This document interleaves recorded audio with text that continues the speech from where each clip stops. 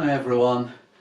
I don't know if you've said to someone in the last few days that the times we're living in are so weird that you almost feel like you're living in some kind of disaster movie or part of a sci-fi novel. I know I've said that, and that's been said to me, and it reminds me of a little bit in Lord of the Rings. Now, I don't know if you've read the books or you've seen the films. Lockdown is a perfect opportunity to do that if you haven't already. But even if you have, listen to this extract, and which I'll read to you. "I don't like anything here at all," said Frodo. "Step or stone, breath or bone, earth, air and water, all seem accursed, but so our path is laid." "Yes, that's so," said Sam, "and we shouldn't be here at all if we'd known more about it before we started. But I suppose it's often that way. The brave things in the old tales and songs, Mr. Frodo, adventures as I used to call them. I used to think that they were things the wonderful folk of the stories went out and looked for, because they wanted them, because they were exciting and life was a bit dull, a kind of sport, as you might say. But that's not the way of it with the tales that really mattered, or the ones that stay in the mind. Folks seem to have just landed in them usually. Their paths were laid that way, as you put it. But I expect they had lots of chances, like us, of turning back, only they didn't. And if they had, we shouldn't know, because they'd have been forgotten. We hear about those as just went on, and not all to a good end, mind you, at least not to what folk inside the story, and not outside it, call a good end. You know, coming home and finding things all right, though not quite the same, like old Mr. Bilbo. But those aren't always the best tales to hear, although they may be the best tales to get landed in. I wonder what sort of tale we've fallen into. Yes, I wonder what sort of tale we've fallen into.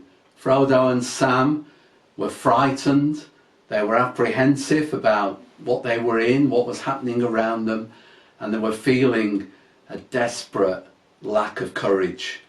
And I can relate to that, and maybe you can at this time too. Can I find courage?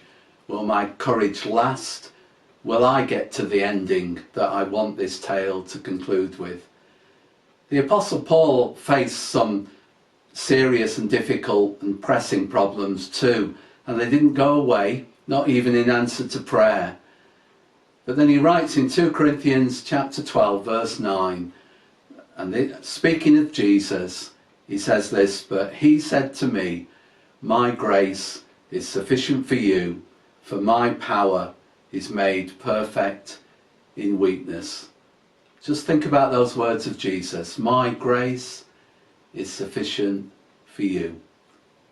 Jesus will give you the grace that you need today to get through today's challenges. Tomorrow is a new chapter in the tale. Tomorrow his grace will be sufficient for tomorrow's challenges. And so it goes on.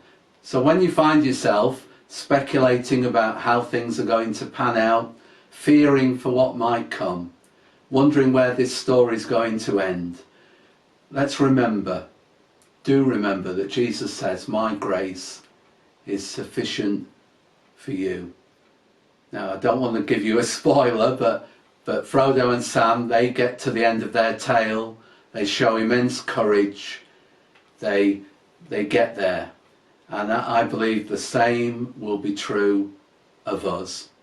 I want to finish by reading Paul speaking to Christians that he was parting from, speaking into that separation, maybe the same kind of separation that we're feeling, that we can't be together physically. But Paul said these words.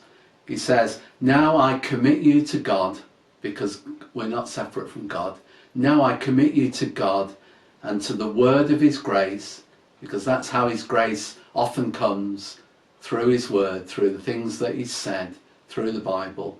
Now I commit you to God and to the word of his grace, which can build you up and give you an inheritance among all those who are sanctified. Be built up today.